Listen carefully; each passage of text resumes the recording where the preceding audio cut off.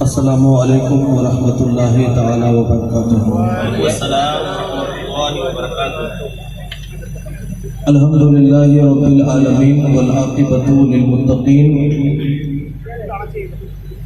والصلاة والسلام علی رسولہ محمد وآلہ واصحابہ اجمعین، اما بعد فاعوذ باللہ من الشیطان الرجیم، فببرکتی بسم اللہ الرحمن الرحیم، ان الدین عند اللہ الاسلام، آمنت باللہ صدق اللہ المولانا العظیم وصدق رسولہ النبی الامین المتین المبین المعین الکریم، ونحن على ذلك لمن الشاهدين والشاكرين والذاكرين والطيبين والطاهرين والحمد لله رب العالمين۔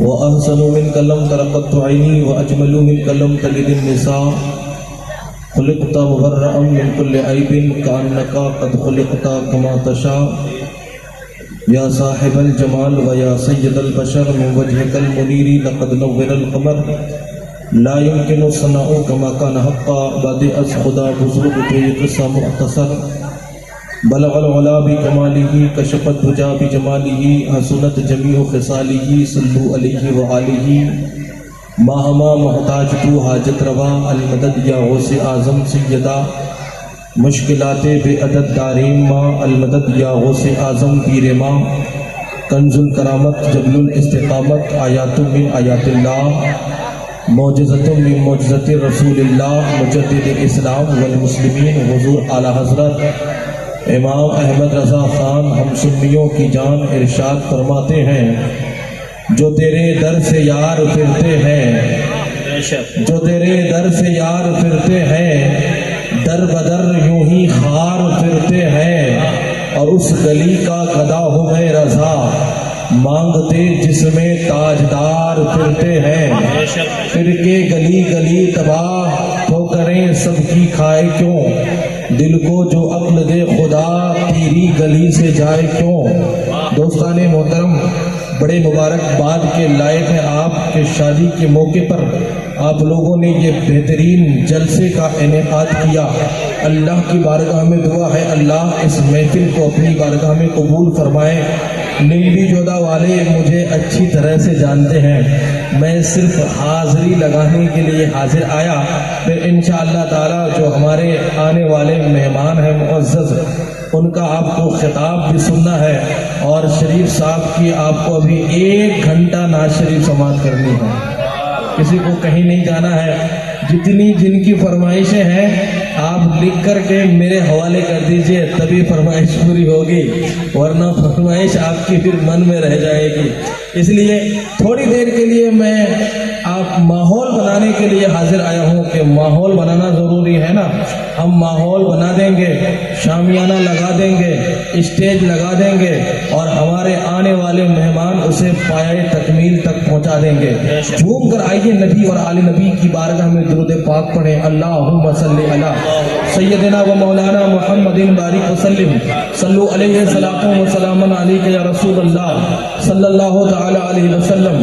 اس جلسے میں جتنے لوگ آئے ہیں میں ان تمام لوگوں سے کہنا چاہوں گا، میرے بھائیوں اور میرے ساتھیوں، آج دنیا کہاں سے کہاں پہنچ گئی، کیا آپ جائزہ نہیں دیتے ہیں؟ ساری دنیا آج ایک ہو چکی ہے کہ کسی طریقے سے جو اسلام کے فالوور ہیں، مصطفیٰ جان رحمت کے دیوانے ہیں، ان کا وجود مٹایا جائے، ان کو ذلیل کیا جائے، ان کو رسوا کیا جائے۔ کیا آپ تنہائیوں میں سوچتے رہی ہیں، رات کے اندھیریوں میں آپ کے دل و دماغ میں یہ بات نہیں آتی ہے کہ آج دنیا ہمارے بارے میں کیا سوچ رہی ہے، ہمیں کیا کرنا چاہیے؟ اے مصطفیٰ پیارے کے دیوانوں، ایسے موقع پر بھی ہم کیا دیکھتے ہیں کہ جب لوگوں کے یہاں شادیاں ہوتی ہے، جب لوگوں کے یہاں شادی بیاہ کی محفل سجتی ہے، مسلمان جانتا ہے کہ آج فلسطین کے مسلمانوں کا عالم کیا ہے، ہر بچے کو پتا ہے آج شام کے حالات کیا ہیں، ہر مسلمان کو پتا ہے آج چیچنیا کے حالات کیا ہیں، آج سوشل میڈیا کے ذریعے سے آپ تک یہ باتیں پہنچتی رہتی ہے کہ ملت واحدہ مل کر کس انداز سے مسلمانوں کو مٹانا چاہتی ہے، مصطفیٰ کے دشمنوں پہ یلغار کر رہی ہے۔ مجھے بتاؤ اے مصطفیٰ جان رحمت کے دیوانوں، میرے اور آپ کے نبی صلی اللہ تعالی علیہ وسلم نے ارشاد فرمایا، قال رسول اللہ صلی اللہ تعالی علیہ وسلم، المؤمن للمؤمن کالبنیان یشد بعضہ بعضا، ایک مومن دوسرے مومن کے لیے مضبوط دیوار کی طرح ہے جس کا ایک حصہ دوسرے حصے کو مضبوطی دیتا ہے، دوسرے حصے کو سہارا دیتا ہے۔ کیا مطلب یہ ہے کہ تمام مسلمان آپس میں ایک جسم کی طرح ہے۔ اگر ہاتھ میں درد ہو تو سارے جسم کو تکلیف ہوتی ہے، سر میں درد ہو تو سارے جسم کو اس تکلیف کا احساس ہو جاتا ہے۔ مجھے بتاؤ اے مصطفیٰ پیارے کے دیوانوں، جب ایسے ٹائم پہ، ایسے موقع پہ، ابھی سردیوں کی لمبی لمبی راتیں آپ دیکھتے ہوں گے، کتنے ایسے مسلمان ہوں گے جن کے لیے اوڑھنے کے لیے کمبل کا انتظام نہیں ہے، جن کے سردی سے بچنے کے لیے گھر کا انتظام نہیں ہے۔ نہ جانے کتنے ایسے مسلمان مائیں اور عورتیں ہوں گے جن کے لیے شادیوں کے جہیز کا انتظام نہیں ہو پا رہا ہے۔ نہ جانے کتنے گھر ایسے ہوں گے جنہیں چھت نصیب نہیں ہے۔ نہ جانے کتنے لوگ ایسے ہوں گے جنہیں 2 وقت کا کھانا نصیب نہیں ہے، 2 وقت کی روٹی نصیب نہیں ہے۔ اے مصطفیٰ پیارے کے دیوانوں، یہ سب جاننے کے باوجود کہ آج ہمارے قوم کے حالات کیا ہیں، امت مسلمہ کے حالات کیا ہیں، مصطفیٰ کے دیوانوں کے حالات کیا ہیں، مصطفیٰ کے کلمہ پڑھنے والوں کے حالات کیا ہیں، یہ سب جاننے کے باوجود اے مصطفیٰ پیارے کے دیوانے، جب تیرے بیٹے کی شادی ہوتی ہے تو تیرے گھر میں ڈی جے آ جاتا ہے، جب تیری بیٹی کی شادی ہوتی ہے تو تیرے گھر میں ڈی جے آ جاتا ہے، جودھپور سے طوائفیں آتی ہے تو جے پور سے طوائفوں کو بلایا جاتا ہے، ہریانہ سے طوائفوں کو بلایا جاتا ہے، طوائفوں پر نوٹوں کی برسات ہوتی ہے، طوائفوں پر روپیوں کی برسات ہوتی ہے، طوائفوں پر پیسوں کی برسات ہوتی ہے۔ اور اے میرے مصطفیٰ پیارے کے دیوانوں، تمہاری حیا کہاں چلی گئی، تمہاری کہاں شرم کہاں چلی گئی؟ ارے وہ تو ایک ناچنے والی ہے، ایک طوائف ہے، اس کا کام ہے ناچنا، اس کا کام ہے ٹھمکے لگانا، اس کا کام ہے اپنے حیا کا جنازہ نکالنا، اس کا کام ہے بے پردہ ہو کر کے رقص و سرور کی محفل قائم کر کے، اس کا کام ہے تجھ سے پیسے لوٹنا، تیرے جوش کو ابھارنا۔ اے مصطفیٰ پیارے کے دیوانوں، تیری حیا کہاں چلی گئی، تیرا شرم کہاں چلا گیا، تیری عزت کہاں چلی گئی، تیرا وقار کہاں چلا گیا؟ وہ ناچنے والی آتی ہے، وہ ناچنے والی تو پیسوں کے بل پہ ناچتی ہے، ہو سکتا ہے اس ناچنے والی کی کوئی مجبوری ہوگی، ہو سکتا ہے اس ناچنے والی کو کسی مجبوری نے اس اسٹیج پر پہنچایا ہو، اس مقام تک پہنچایا ہو۔ اے مسلمان، تیری غیرت کا جنازہ اس وقت کہاں نکل جاتا ہے کہ اس طوائف کے ساتھ تیری بیٹیاں بھی ناچتی ہے، اس ناچنے والے کے ساتھ تیری بہو بھی ناچتی ہے، اس ناچنے والے کے ساتھ تیری ماں بھی ناچتی ہے، اس ناچنے والے کے ساتھ تیرے گھر کی عورتیں بھی ناچتی ہے، اس ناچنے والے کے ساتھ تیرے گلی محلوں اور گاؤں کی عورتیں بھی ناچتی ہے، اور اس طوائف کے ساتھ جب تیری بیٹی ناچتی ہے، لوگ تو خوش ہوتے ہیں، تو بھی خوش ہوتا ہے کہ دیکھ میری بیٹی کتنا اچھا ناچ رہی ہے، دیکھ میری بہو کتنا اچھا ناچ رہی ہے، دیکھ میری ماں کتنا اچھا ٹھمکا لگا رہی ہے۔ اے مصطفیٰ پیارے کے دیوانوں، جس قوم کے حالات یہ ہیں، جس امت مصطفیٰ مسلمہ کے حالات یہ ہیں، کیا یہ چیز شوبھا دیتی ہے کہ شادیوں کے اسٹیج پر ڈی جے کے نام پر، گانے کے نام پر، رقص و سرور کے محفل کے نام پر، طوائفوں کے نام پر تو اپنی شادیوں میں ناچتے رہو، ٹھمکے لگاتے رہو، اپنی عورتوں کو بے پردہ کرتے رہو، اپنی عورتوں کے حیا کا جنازہ نکال دو۔ تیری غیرت کو کیا ہو گیا، تیری حیا کو کیا ہو گیا؟ اور ایسا کرنے کے بعد پھر تم سوچتے ہو کہ اللہ کی مدد آ جائے گی، رب تعالیٰ کی نصرت آ جائے گی، پھر ایسا کرنے کے بعد تم یہ سوچتے ہو کہ عزت ہماری مقدر ہو جائے گی، عظمت ہماری مقدر ہو جائے گی، پھر تم یہ سوچتے ہو کہ عظمتوں کے ترانے ہمارے مقدر میں لکھ دیے جائیں گے۔ سنو سنو، میرے مصطفیٰ پیارے علیہ الصلوۃ و تسلیم نے ارشاد فرمایا تھا، الحیاء ایمان کا آدھا حصہ ہے۔ اور مصطفیٰ جان رحمت دوسری جگہ فرماتے ہیں کہ حیا جب کسی آدمی کے دل و دماغ سے حیا نکل جاتا ہے، شرم چلی جاتی ہے، تو گویا کہ آدھا دین نکل جاتا ہے۔ اے مصطفیٰ پیارے کے دیوانوں، سوچ تیری امت کے بیٹیوں کا تیرے مصطفیٰ کے امت کے بیٹیوں کا حال تو یہ تھا، مصطفیٰ جان رحمت کے امت کے بیٹیوں کا حال تو یہ تھا کہ کمر دیکھنا تو دور کی بات، ٹھمکے لگاتے ہوئے اسٹیجوں پہ دیکھنا تو دور کی بات، سیدہ فاطمہ سلام اللہ علیہا تعالی کے سر کا بال بھی کسی غیر مرد نے نہیں دیکھا تھا۔ بے شک اچھا پیغام۔ مصطفیٰ پیارے کے دیوانوں، مجھے بتائیے آج ہم کہاں سے کہاں پہنچ گئے؟ آج اس محفل پاک میں، اس جشن پاک میں آج محفل سجائی گئی ہے، شادی کے موقع پر جو ہے علماء کو بلایا گیا ہے، نعت خانوں کو بلایا گیا ہے، سادات کرام کو بلایا گیا ہے، تو لوگ آ کے کہتے ہیں اور صدیق بھائی بھید تھے کائیں کریو بھائی، ارے دماغ کھونے کی شادی کی محفل ہے کہ کوئی موت میت تھوڑی ہو گئی، ارے تمہارا دماغ خراب ہو گیا نصر ماسٹر، تم نے یہ جو ہے مشورہ دے دیا کہ مولوی لوگوں کو بلا کے نعت کی محفل کراؤ، تقریر کی محفل کراؤ، ہاں جودھ پور سے کسی رقاشہ کو بلاتے۔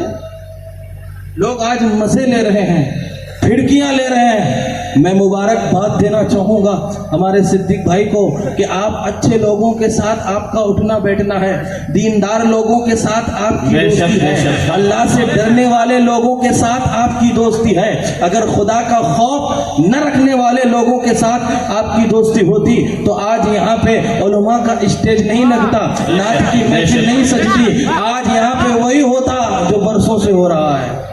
مبارکباد دوں گا آپ کو جنہوں نے یہ اچھا مشورہ دیا، جن کی دوستی میں آپ اٹھتے بیٹھتے ہیں۔ میرے آقا کریم صلی اللہ تعالی علیہ وسلم نے ارشاد فرمایا، تمہارا سچا دوست وہ ہے جو تجھے اللہ کا خوف دلائے۔ بے شک تمہارا سچا دوست وہ ہے جو تجھے آخرت کی یاد دلائے، خوف خدا دلائے۔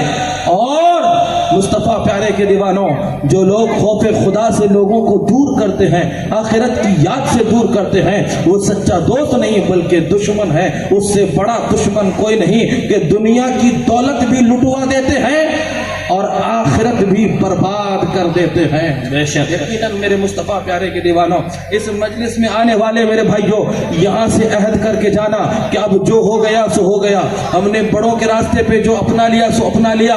آج کے بعد اب کسی بھی بیٹی کی شادی ہوگی یا کسی بھی بیٹے کی شادی ہوگی تو انشاءاللہ تعالی رنڈیوں کو نہیں بلائیں گے، طوائفوں کو نہیں بلائیں گے، انشاءاللہ حضور کی میلاد کی محفل کریں گے، سبحان اللہ سبحان اللہ۔ مصطفیٰ کے میلاد کی محفل کریں گے انشاءاللہ تعالی۔ یہاں سے پیغام جانا چاہیے، یہ دولت اللہ نے اس لیے نہیں دی ہے کہ اس کو رقاشوں اور جو ہے طوائفوں پہ برباد کیا جائے، ان پہ لوٹایا جائے۔ دولت اگر دی ہے تو اس کا صحیح استعمال کرو۔ اور مصطفیٰ پیارے کے دیوانوں، اس نکاح کو آسان بناؤ، اس شادی کو آسان بناؤ، اس میں بہت زیادہ خرچے آپ مت کرو۔ اے مصطفیٰ پیارے کے دیوانوں، میرے اور آپ کے نبی صلی اللہ تعالی علیہ وسلم ارشاد فرماتے ہیں، قال رسول اللہ صلی اللہ تعالی علیہ وسلم، تنکح المرأة لأربعین، لمالها ولحسنها وجمالها ولدینها۔ میرے آقا کریم صلی اللہ تعالی علیہ وسلم ارشاد فرماتے ہیں کہ عورت سے نکاح کیا جاتا ہے چار چیزوں کی وجہ سے، چار چیزوں کی وجہ سے، چار سبب سے۔ کہا چار سبب کیا ہے؟ نمبر ایک، عورت سے نکاح کیا جاتا ہے اس کے مال کی وجہ سے، اس کے دولت کی وجہ سے۔ نمبر دو، عورت سے نکاح کیا جاتا ہے اس کے حسن کی وجہ سے، اس کے خوبصورتی کی وجہ سے۔ نمبر تین، عورت سے نکاح کیا جاتا ہے اس کے نسب کی وجہ سے، اچھے خاندان کی وجہ سے۔ نمبر چار، عورت سے نکاح کیا جاتا ہے ان کے دینداری کی وجہ سے، ان کے کردار کی وجہ سے۔ میرے مصطفیٰ پیارے صلی اللہ تعالی علیہ وسلم اپنے ماننے والوں کو یہ پیغام دیتے ہیں، جب تم نکاح کرنا، جب تم شادی کرنا تو تم جو ہے کسی عورت کے مال کو مت دیکھنا، اس کی مالداری کو مت دیکھنا کہ مال تو آج ہے پتہ نہیں کب چلا جائے۔ جب کسی عورت سے شادی کرنا تو اس کے حسن کو نہ دیکھنا، خوبصورتی کو نہ دیکھنا، ارے وہ گوڑی چمڑی والی نہیں اگر مصطفیٰ کے سنتوں کی پابند نہیں ہے, اللہ کے رسول کے سنتوں کی پابند نہیں ہے, خوف خدا اگر اس کے دل میں نہیں ہے, پتہ نہیں وہ گھوڑی چمڑی والی کا جو دل ہے وہ میلا ہے کہ کالا ہے. مصطفیٰ پیارے کے دیوانوں, پیارے آقا یہ پیغام دیتے ہیں کہ وہ خوبصورتی مت دیکھنا, وہ حسن مت دیکھنا. اچھا حسن ہونا اچھی بات ہے, کوئی بری بات نہیں ہے, لیکن اگر حسن کے ساتھ میں دینداری بھی ہو, مصطفیٰ جان رحمت کی سنت بھی ہو, خوف خدا بھی ہو. آقا فرماتے ہیں کہ خوبصورتی کو نہ دیکھنا. کہا کیا دیکھنا؟ یہ دیکھنا کہ دینداری ہے کہ نہیں, پرہیزگاری ہے کہ نہیں, خوف خدا ہے کہ نہیں, عشق مصطفیٰ ہے کہ نہیں, مصطفیٰ جان رحمت کی محبت ہے کہ نہیں, سنت مصطفیٰ کا پابند ہے کہ نہیں, قرآن کی جو ہے تلاوت کرنے والی ہے کہ نہیں. اے مصطفیٰ پیارے کے دیوانوں, تم تو اس رسول ہاشمی کے ماننے والے ہو. اللہ اکبر, اللہ اکبر. آج ہم نے شادی کو کتنا مشکل بنا دیا ہے, کتنا مشکل بنا دیا ہے. رسم و رواج کے چکر میں آج ایک غریب باپ اگر ان کے گھر میں بیٹی پیدا ہوتی ہے تو بیٹی پیدا ہونے کی خوشی وہ اس کے دل و دماغ میں بعد میں آتا ہے. اس کے دل میں پہلے بات یہی آتی ہے, اس بیٹی کو میں جو ہے جہیز کیسے دوں گا, ان کے شادی کے اخراجات کا انتظام کیسے کروں گا. اے مصطفیٰ پیارے کے دیوانوں, آج ہم نے کتنا مشکل بنا دیا ہے اس سماج کے بندھن میں بندھے ہوئے. اللہ اکبر کبیرہ. مصطفیٰ پیارے کی سنت کا اگر مطالعہ کیا جائے, مصطفیٰ پیارے کی شریعت کا اگر مطالعہ کیا جائے, پیارے آقا کی سیرت کا اگر مطالعہ کیا جائے تو مصطفیٰ پیارے کی سیرت میں نہ تو بارات کا تصور ملتا ہے, مصطفیٰ پیارے کی سیرت میں نہ تو یہ بان کا تصور ملتا ہے, مصطفیٰ پیارے کی سیرت میں نہ ہمیں یہ جو ہجوم لگتا ہے, لوگوں کا میلہ لگتا ہے, ان میلے کا تصور ملتا ہے. مصطفیٰ پیارے کی اگر ہم سیرت پڑھتے ہیں تو پتہ یہ چلتا ہے کہ مصطفیٰ جان رحمت علیہ الصلوۃ و تسلیم کی سیرت سے پتہ یہ چلتا ہے کہ اللہ اکبر نہ بھیڑ بھاڑ ہے, نہ لوگوں کی تعداد زیادہ ہے, نہ مہمانوں کو اکٹھا کیا گیا ہے, بلکہ عشرہ مبشرہ کے مصطفیٰ پیارے کے صحابی حضرت عبد الرحمن ابن عوف ہیں رضی اللہ تعالی عنہ. اتنے مالدار ہیں کہ مکہ شریف سے یمن شریف ایک الگ ہی ملک ہے. حضرت عبد الرحمن ابن عوف اتنے مالدار ہیں, اتنے امیر ہیں, اتنے دولت مند ہیں کہ ان کا پہلا اونٹ جو بزنس کا, تجارت کا پہلا اونٹ مدینہ شریف آ جاتا ہے اور آخری اونٹ یمن شریف ہی کے اندر رہتا ہے. اتنے مالدار ہیں, اتنے دولت مند ہیں, لیکن شادی کس انداز سے کرتے ہیں, نکاح کس انداز سے کرتے ہیں کہ اللہ اکبر کبیرہ. جب فجر کی نماز ہوئی تو تمام صحابہ نماز کے بعد حضور سے ملنے لگے تو مصطفیٰ پیارے نے دیکھا عبد الرحمن ابن عوف رضی اللہ تعالی عنہ کی جو قمیص ہے, ان کے کرتے کی جو آستین ہے, اس میں زعفران کا رنگ رنگا ہوا ہے, زعفران لگا ہوا ہے. پیارے آقا کریم صلی اللہ علیہ وسلم نے ارشاد فرمایا, عبد الرحمن ابن عوف بتا یہ تیرے کپڑے میں زعفران کا رنگ کیسے آ گیا ہے؟ تو وہ صحابی رسول ہیں, حضور کے مالدار صحابی ہیں, اتنے بڑے مالدار صحابی کہ جس کی مثال میں نے آپ کے سامنے ابھی دی, یعنی بہت زیادہ مالدار, حد سے زیادہ مالدار صحابی. میرے آقا کریم فرماتے ہیں کہ تیرے بدن میں, تیرے یہ کپڑے میں یہ رنگ کیسے لگا ہوا ہے؟ تو وہ صحابی کہتے ہیں اے مصطفیٰ پیارے, آج رات کو میں نے شادی کر لی ہے. سبحان اللہ. رات کو میں نے شادی کر لی ہے. یعنی مطلب کیا ہے کہ عبد الرحمن ابن عوف جیسے بڑے صحابی کا نکاح, اتنے بڑے صحابی کی شادی, وہ بھی مالدار صحابی, حضور کو پتہ ہی نہیں, پیارے آقا کو پتہ ہی نہیں, پیارے نبی کو پتہ ہی نہیں. حضور کے زمانے میں ایسا ہی ہوتا تھا کہ چند لوگ گئے, نکاح ہو گیا بس. اور ہمارے دور میں ہم نے کتنے لفڑے رکھ رکھے ہیں, تمام لوگوں کو اکٹھا کرنا ہے, رشتہ داروں کو بلانا ہے, 10,000 لوگوں کو الگ سے بلانا ہے. اور اس میں تماشا یہ کہ اگر میں نے 10,000 بلایا تو اب جو میرا اینٹی ہے وہ کہے گا تو نے 10 بلایا, چل میں 15,000 بلاؤں گا. اور اس میں تماشا یہ کہ اگر کسی نے اپنے شادی میں بیٹے کی ہو یا بیٹی کی 25 لاکھ خرچ کیا, اب دوسرا تو نے 25 کیا, ٹھیک ہے میں 40 کر کے دکھاؤں گا. یہ آج ہمارے حالات ہیں. امیر تو کر لیتا ہے لیکن غریب کے دل پہ کیا گزرتی ہے, غریب کے دل پہ کیا گزرتی ہے. کبھی آپ نے سوچا مصطفیٰ پیارے کے دیوانوں سادگی کو اپنائیے. یہ 25-25 لاکھ 40-40 لاکھ ابھی ایک ایم پی کا سٹیا ہوا پاگل سیٹ, انہوں نے اپنے بچے کی شادی کے اس میں 100 کروڑ روپے خرچ کیے. 6 کلو کاجو, بڑے بڑے کارڈ, لاکھوں لوگوں کو بلایا, پورے شہر کو دعوت کیا. لیکن دیکھیے وہ تو عز من تشاء وہ تو ذل من تشاء, اللہ جسے چاہتا ہے عزت دیتا ہے اور اللہ جسے چاہتا ہے ذلیل کرتا ہے. انہوں نے سوچا میرا بڑا نام ہوگا, میں نے 100 کروڑ روپے خرچ کیے ہیں, لوگ میری واہ واہ کہیں گے, لوگ میری تعریف کریں گے. جب تمام حال بھر گیا لوگوں سے تو بیچ میں اس کے کھانے کے آئٹم ختم ہو گئے. بیچ میں جو کھانے کے آئٹم تھے ختم ہو گئے. سب یہ کہہ کے چلے گئے کہ اپنے آپ کو بہت بڑا سیٹ کہلا رہا تھا, لوگوں کو کھانا تک نہیں کھلا پایا. تو اے مصطفیٰ پیارے کے دیوانوں, آپ اگر یہ فضول خرچیاں کر کے دکھاوا کر کے چاہتے ہو کہ میری عزت میں اضافہ ہوگا, قسم خدا کی اللہ آپ کو اور ذلیل کر کے رکھ دے گا. آپ کی عزت میں اضافہ نہیں ہوگا. اگر عزت میں اضافہ چاہتے ہو کہ میری عزت ہو, میرا نام ہو, تو چاہے شادی ہو, چاہے کوئی سا رکن ہو, اپنے دل و دماغ میں یہ ٹھان لو کہ مجھے شادی کرنی ہے تو مصطفیٰ کے شریعت کے مطابق, مصطفیٰ کے سنت کے مطابق تو مصطفیٰ جان رحمت کی سنت کو اپناتا جائے گا, اللہ تیری عزت کو بڑھاتا جائے گا. سبحان اللہ. نعرہ تکبیر, نعرہ رسالت, نعرہ رسالت. علماء اہل سنت رحمت دو عالم کانفرنس, نعرہ تکبیر.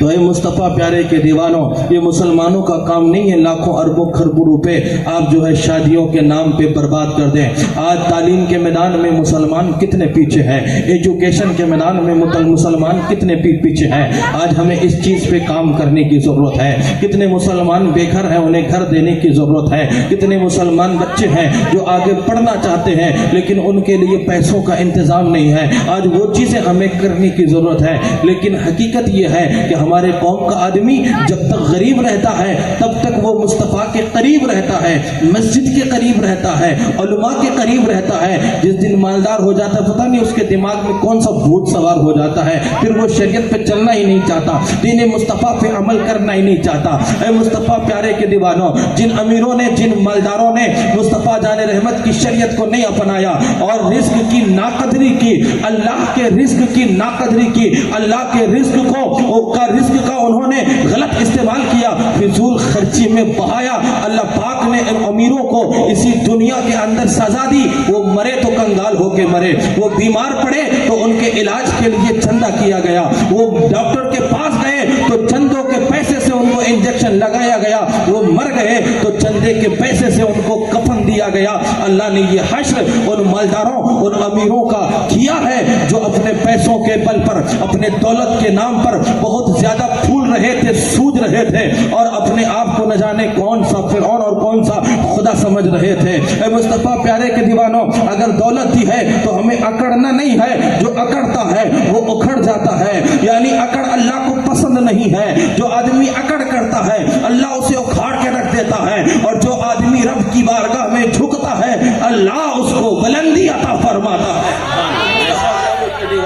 آپ اپنے معاشرے میں, اپنے سماج میں اپنی بچیوں کی شادیاں کرنا تو بالکل سادگی والی شادی کرنا. مصطفیٰ پیارے کے دیوانوں, شادی آج اللہ اکبر کبیرہ, لوگ شادی کہاں کرتے ہیں؟ لوگ آج عورت سے شادی کرتے ہیں, آج لوگ شادی کرتے ہیں دولت سے, آج لوگ شادی کرتے ہیں پیسے سے, آج لوگ شادی کرتے ہیں روپیے سے, آج لوگ شادی کرتے ہیں خاندان سے, آج لوگ شادی کرتے ہیں اسٹیٹس سے. لیکن مصطفیٰ پیارے کے دیوانوں, آج جہیز کے نام پر اللہ اکبر کبیرہ ایک ایسی بلا چلی ہے پورے ہندوستان کے اندر. آپ عرب میں جاتے ہیں, لوگ ہمارے یہاں سے لوگ سعودیہ عرب میں جاتے ہیں, ان کا ایمان خراب ہو جاتا ہے، سعودی کی ہوا ان کو لگ جاتی ہے، عرب کا کلچر آپ گھر پہ نہیں لا پاتے ہیں، آپ سعودی عرب کے اندر رہے، برسوں سے رہے، نہ جانے کتنے دن تک آپ عرب میں رہے، آپ نے عرب میں کبھی شادیوں میں دیکھا کہ وہاں جہیز دیا جاتا ہے؟ آپ نے عرب میں کبھی شادیوں میں دیکھا کہ اس طرح سے بہت بڑے حالوں کے اندر جو ہے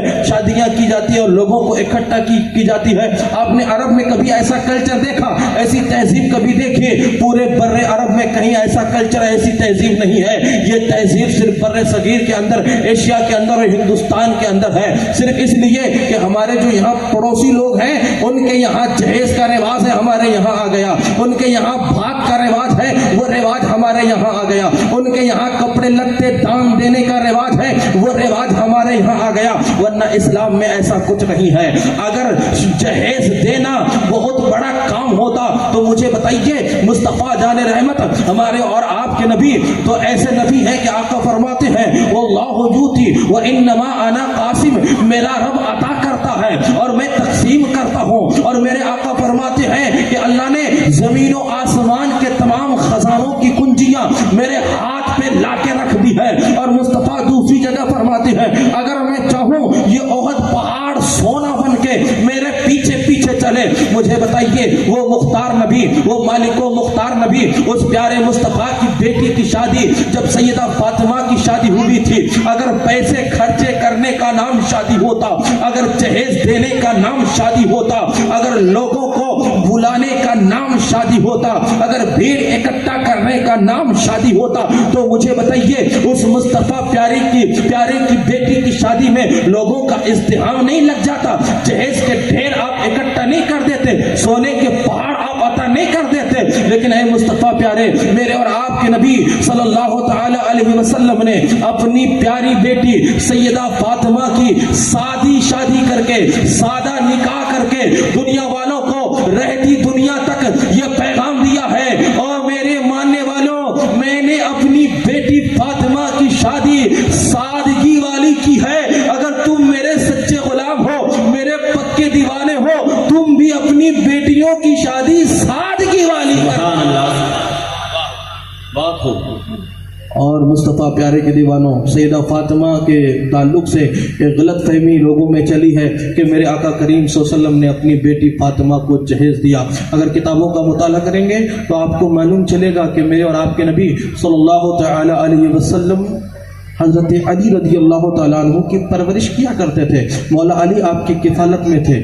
حضرت سیدنا ابوبکر صدیق و عمر نے نکاح کا پیغام دیا، حضور خاموش رہے۔ مولا علی رضی اللہ تعالیٰ عنہ کو ابوبکر صدیق عمر فاروق نے مشورہ دیا کہ تم جاؤ نبی سے نبی کی بیٹی کا ہاتھ مانگ کے دیکھو مصطفیٰ کیا کہتے ہیں۔ مولا علی آئے، کہا یا رسول اللہ، میں فاطمہ سے نکاح کرنا چاہتا ہوں۔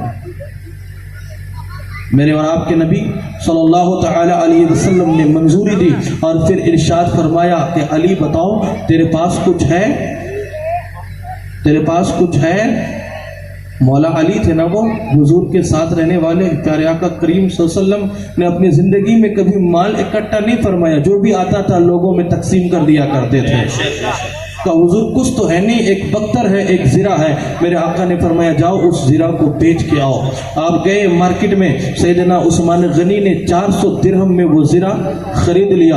اب مہر کے طور پر مولا علی نے وہ رقم حضور کو دیے۔ پیارے آقا کریم صلی اللہ تعالی علیہ وسلم نے مولا علی کے لیے اور اپنی بیٹی فاطمہ کے لیے کھجور کے بستر، کھجور کی چٹائی اور ایک چکی اور ایک جو ہے چمڑے کے تکیے کا آپ نے انتظام فرمایا، اور ایک صحابی نے آپ کو گھر عطا کر دیا۔ لوگ کہتے ہیں کہ میرے اور آپ کے نبی صلی اللہ علیہ وسلم نے اپنی بیٹی کو جہیز دیا۔ میرے نبی صلی اللہ علیہ وسلم نے اپنی بیٹی کو جہیز نہیں دیا، بلکہ مولا علی آپ کی کفالت میں تھے، آپ کی ذمہ داری تھی ان کے گھر کے ساز و سامان کا انتظام کرنے کی، اس لیے حضور نے ان کے لیے انتظام فرمایا۔ اگر جہیز دینا حضور کی سنت ہوتی تو میرے اور آپ کے نبی صرف فاطمہ کو جہیز کیوں دیتے؟ ام کلثوم کو آپ نے جہیز کیوں نہیں دیا؟ آپ نے سیدہ زینب کو جہیز کیوں نہیں دیا؟ جہیز کے بارے میں حدیثوں میں کچھ نہیں ملتا ہے. کسی عربی سے اگر بات ہو جائے کہ ہم اس کو جہیز کے بارے میں بتانا چاہیں تو لمبی چوڑی ایک مضمون اس کو بتانا پڑتا ہے, تب پتہ چلتا ہے کہ ہندوستان میں یہ رواج ہے. تو میرے اور آپ کے نبی صلی اللہ علیہ وسلم کے پیارے دیوانوں, اسلام میں جہیز کا کوئی تصور نہیں ہے. اسلام نے عورتوں پہ کوئی بوجھ ڈالا ہی نہیں ہے. بے شک بے شک. کوئی بوجھ ڈالا نہیں ہے. شادی کرنا ہے تو مہر کا تصور ہے اسلام میں کہ مہر دینا مرد کی ذمہ داری ہے. ولیمہ کرنا یہ بھی مرد کی ذمہ داری ہے. ہمارے معاشرے میں جو لوگ 500 لوگ جو ہے دولہا بارات لے کے پہنچ جاتا ہے ڈاکوؤں کی طرح, بیٹی کے باپ پر بوجھ بننے کے, بیٹی کا باپ ان کے کھانے کا انتظام کرے, اسلام میں اس کا کوئی تصور نہیں ہے. آپ خود کیجئے, آپ کو باراتیوں کو کھانا کھلانا ہے تو آپ بیٹی کے باپ کے پیسے کیوں لے رہے ہو؟ آپ خود سے خرچ کر کے کھلاؤ. اسلام میں کوئی بارات کا تصور نہیں ہے.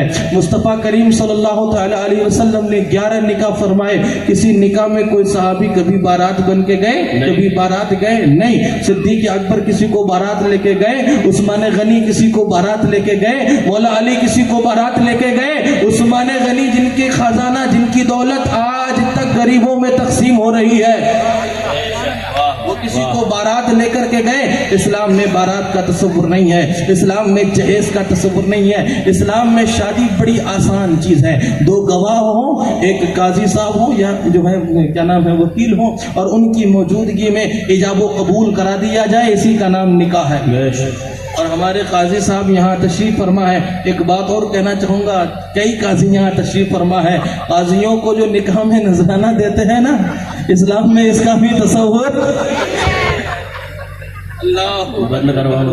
اسلام میں اس کا بھی تصور نہیں ہے. نکاح پڑھاتے ہیں, نذرانہ دینا کوئی ضروری نہیں ہے, کوئی ضروری نہیں ہے. اگر آپ کہیں گے مولانا صاحب اپنے جو بات ہے وہ نہیں کہہ رہے, خالی ہماری بات کہہ رہے ہیں, تو ہم ہر بات کہیں گے مصطفیٰ پیارے کے دیوانوں. تو قاضیوں کو بھی جو ہے بہت لمبا چوڑا لفافہ نذرانہ دینے کا تصور اسلام میں نہیں ہے. یعنی بالکل سیدھی سادی سادگی والی شادی ہو جائے, چند لوگ آئیں اور نکاح پڑھا دیا جائے, یہ تصور ہے. لیکن مصطفیٰ پیارے کے دیوانوں, مجھے بتائیے آج ان موچھوں کے چکر میں, آج جو ہے موچھیں اونچی کرنے کے چکر میں ہم نے آج اپنے لیے کتنی مشکلیں کھڑی کر رکھی ہے. کسی کی اگر بیٹی ہو جاتی ہے تو وہ باپ کتنا پریشان ہوتا ہے اپنی بیٹی کے لیے, اپنے اولاد کا گھر بسانے کے لیے. ارے میرے بھائی, حقیقت تو یہ ہے کہ اولاد کا گھر بستا ہے تو باپ کا گھر اجڑ جاتا ہے.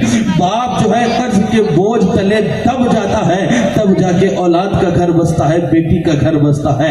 اے ظالموں, کیا تمہارے لیے اتنا ہی کافی نہیں ہے؟ ایک باپ جگر کا ٹکڑا اپنی بیٹی تجھے دے رہا ہے, تو چلا آتا ہے بھیک منگتوں کی طرح مانگنے کے لیے, مجھے گاڑی چاہیے, مجھے گھوڑا چاہیے, مجھے مکان چاہیے, زیور چاہیے, پیسے چاہیے, دولت چاہیے. اللہ نے تجھے ہاتھ پیر دیے, تیرے جسم سلامت ہے, تو تو کماتا کیوں نہیں, محنت مزدوری کرتا کیوں نہیں ہے, فقیروں کی طرح بھیک مانگنے کیوں چلا آتا ہے؟ بھیک مانگنے کا اتنا ہی شوق ہے تو پھر تو کوئی دوسرا کام کر لے, یہ کام کرنے کیوں آتا ہے؟ میرے آقا کریم صلی اللہ علیہ وسلم ارشاد فرماتے ہیں کہ چیزیں ہونے کے باوجود, سامان ہونے کے باوجود بھیک مانگنے والوں کا حشر یہ ہوگا کہ میدان محشر میں ان کی کھال ادھیڑ دی جائے گی, ان کے جسم میں چمڑی نہیں ہوگی, بغیر چمڑی کے وہ ہوگا. تو اے مصطفیٰ پیارے کے دیوانوں, اگر تم دولہا بنے ہو, دولہا تو دولہا بننا ہے, تجھے بھکاری نہیں بننا ہے, فقیر نہیں بننا ہے, منگتا نہیں بننا ہے. تو نے آج یہ مشکلات کھڑی کی ہے تو آج ہماری بیٹیوں کے لیے جینا کتنا مشکل ہو گیا ہے, آج ایک غریب کے لیے کتنی پریشانی ہو گئی ہے. اور اے مصطفیٰ پیارے کے دیوانوں, یہ رسم و رواج تو بند کرنا ہی ہے, ساتھ میں اگر سنی صحیح العقیدہ ہو تو نکاح بھی سنی صحیح العقیدہ سے کرنا ہے. بے شک بے شک. بس آخری بات, مجھے بتائیے کہ آپ کو اگر سڑا ہوا ٹماٹر دے دیا جائے, کھائیں گے؟ کتنے لوگ کھائیں گے؟ نہیں کھائیں گے. تو پھر جن کے عقیدے سڑے ہوئے ہیں ان کو اپنے گھر کی بہو کیوں بناتے ہو؟ غیر مقلدوں میں, اہل حدیثوں میں, نجدیوں, وہابیوں میں کیوں شادی بیاہ کرتے ہو؟ سنو, اگر 40 ٹماٹر اچھے ہوں, ایک ٹماٹر سڑا ہوا ہو, تو اس ایک سڑے ہوئے ٹماٹر کو کوئی بھی پورا بستی مل کے ٹھیک نہیں کر سکتا ہے. لیکن وہ ایک سڑا ہوا ٹماٹر اور 40 ٹماٹر کو سڑا کے رکھ دے گا. تو اے مصطفیٰ پیارے کے دیوانوں، سنی ہو مصطفیٰ کے دیوانے ہو تو یہ جو ہے حضور کے گستاخوں میں نکاح نہ کرنا، نہ انہیں اپنی بیٹی دینا، نہ ان کے ساتھ اپنی بیٹی لے کر کے آنا، نہ ان کی بیٹی لانا. اگر تم حضور کے دیوانے ہو، بس آخری بات ہے مشکات شریف کی حدیث سماعت کیجئے. ان ابو ہریرہ رضی اللہ تعالی عنہ قال قال رسول اللہ صلی اللہ تعالی علیہ وسلم ان مریضوا لا تعودهم وان مرضوا لا تعودهم وان ماتوا لا لا مرض وان مرضوا لا تعودهم وان ماتوا لا عيادهم وان لقيتموهم لا تسلموا عليهم ولا تجالسهم ولا تشاربهم ولا تواكلهم ولا تناكحهم ولا تصلوا عليهم ولا تصلوا معهم. میرے اور آپ کے نبی جناب محمد رسول اللہ صلی اللہ تعالی علیہ وسلم ارشاد فرماتے ہیں بد مذہب سے مراد وہابی ہے، دیوبندی ہے، اہل خبیث ہے. میرے آقا کریم صلی اللہ علیہ وسلم ارشاد فرماتے ہیں کہ بد مذہب اگر مر جائے تو اس کی جنازے کی نماز مت پڑھنا، بد مذہب کے ساتھ مت بیٹھنا، بد مذہب اگر مل جائے تو ان کے ساتھ سلام مت کرنا. پھر فرماتے ہیں بد مذہب کو کھانا مت کھلانا، ان کے ساتھ کھانا بھی مت کھانا، ان کے ساتھ رہنا بھی مت، ان کے ساتھ پینا بھی مت. اور پھر فرماتے ہیں کہ بد مذہب کے ساتھ رشتہ مت کرنا، بد مذہب کے ساتھ شادی مت کرنا، نہ ہی بد مذہب کی جنازے کی نماز پڑھنا اور نہ ہی بد مذہب کے پیچھے اپنی نماز پڑھنا. اگر تم مصطفیٰ پیارے کے دیوانے ہو، اگر تم چاہتے ہو کہ مرنے کے بعد میں حضور کے سامنے سرخرو ہو کے کھڑا ہو جاؤں، سینہ چوڑا کر کے کھڑا ہو جاؤں، تو ان بد مذہبوں سے دور رہنا. میرے اور آپ کے نبی صلی اللہ علیہ وسلم فرماتے ہیں ان ابراہیم بن میسرہ رضی اللہ تعالی عنہ قال قال رسول اللہ صلی اللہ علیہ وسلم من وقر علی صاحب بدعۃ فقد اعان علی هدم الاسلام. میرے آقا ارشاد فرماتے ہیں جس نے کسی بد مذہب کی تعظیم کی، کسی بد مذہب کو سندھی بنایا، کسی بد مذہب کو دوست بنایا، کسی بد مذہب کو اپنا پارٹنر بنایا، بد مذہب کو اپنا ساتھی بنایا، بد مذہب کو اپنا ہمراز بنایا. آقا فرماتے ہیں جس نے کسی بد مذہب کی تعظیم کی گویا کہ اس نے اسلام کو ڈھانے میں مدد کی، اسلام کو گرانے میں مدد کی. اور پھر میرے آقا کریم صلی اللہ علیہ وسلم ارشاد فرماتے ہیں ان انس بن مالک رضی اللہ تعالی عنہ قال قال رسول اللہ صلی اللہ تعالی علیہ وسلم اذا ارى صاحب بدعۃ فاطهر في وجهه ان اللہ تعالی یبغض کل مبتدع. حضرت انس رضی اللہ تعالی عنہ سے روایت ہے اللہ کے رسول صلی اللہ تعالی علیہ وسلم ارشاد فرماتے ہیں جب تمہاری ملاقات کسی بد مذہب سے ہو تو ان سے چہرہ پھیر لینا، ان سے دور ہو جانا، کیونکہ اللہ کی لعنت ہر بد مذہب پہ برستی رہتی ہے، ان پہ لعنت برستی رہتی ہے. دوسری حدیث میں ہے ان ابی امامہ رضی اللہ تعالی عنہ قال قال رسول اللہ صلی اللہ تعالی علیہ وسلم اہل البدع کلاب اہل النار. میرے اور آپ کے نبی صلی اللہ تعالی علیہ وسلم ارشاد فرماتے ہیں بد مذہب جہنم کے کتوں میں سے ایک کتا ہے. اور حضرت ابو ہریرہ کی حدیث سنیے ان ابی ہریرہ رضی اللہ تعالی عنہ قال قال رسول اللہ صلی اللہ تعالی علیہ وسلم ان اللہ لا يقبل اللہ ولا صوما ولا صدقة ولا حجا ولا زکاة ولا عمرة ولا جہادا ولا صرفا ولا عدلا یخرج من الدین کما یخرج من الاسلام کما تخرج الشعرة من العین. حضرت ابو ہریرہ کی روایت ہے میرے اور آپ کے نبی صلی اللہ علیہ وسلم ارشاد فرماتے ہیں اللہ تعالیٰ کسی بد مذہب کے روزے کو قبول نہیں کرتا ہے. لوگ کہتے ہیں نا کہ وہ تو بڑے نمازی ہیں، وہ تو بڑے پرہیزگار ہیں، بڑے قرآن پڑھنے والے ہیں. میرے آقا فرماتے ہیں اللہ کسی بد مذہب کے روزے کو قبول نہیں کرتا ہے، اللہ کسی بد مذہب کے نماز کو قبول نہیں کرتا ہے، اللہ کسی بد مذہب کے صدقہ کو قبول قبول نہیں کرتا ہے، اللہ کسی بد مذہب کے حج کو قبول نہیں کرتا ہے، اللہ کسی بد مذہب کے زکات کو قبول نہیں کرتا ہے۔ آقا فرماتے ہیں بد مذہب دین سے ایسے نکل جاتا ہے جیسے گوندے ہوئے آٹے سے بال نکلتا ہے۔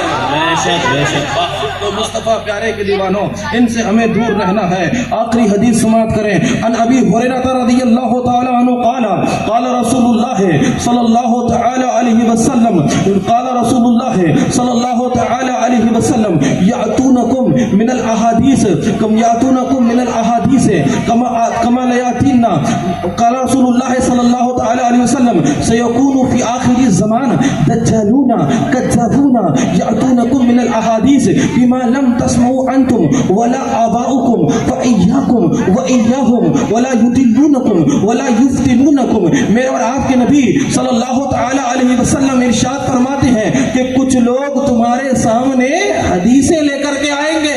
بے شک آج لوگ کہتے ہیں نا ہم حدیث پہ عمل کرنے والے ہیں، کچھ لوگ تمہارے سامنے حدیثیں لے کر کے آئیں گے اور ایسی ایسی حدیث لائیں گے جو نہ تم نے سنی ہوگی نہ تمہارے باپ دادا نے کبھی سنی ہوگی۔ میرے آقا کریم صلی اللہ تعالی علیہ وسلم ارشاد فرماتے ہیں کہ بڑے جھوٹے ہوں گے، بڑے مکار ہوں گے، بڑے دجال قسم کے لوگ ہوں گے اور ایسی ایسی باتیں ایسی ایسی حدیثیں لائیں گے جو نہ کبھی تم نے سنی ہوگی نہ تمہارے باپ دادا نے۔